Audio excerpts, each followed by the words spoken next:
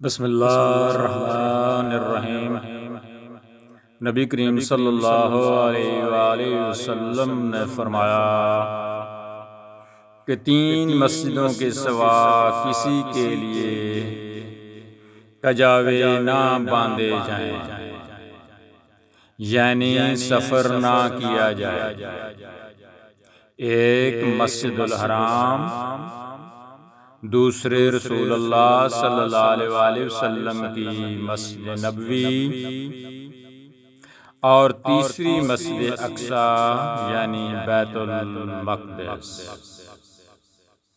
راوی صحیح بخاری، حدیث نمبر 1189۔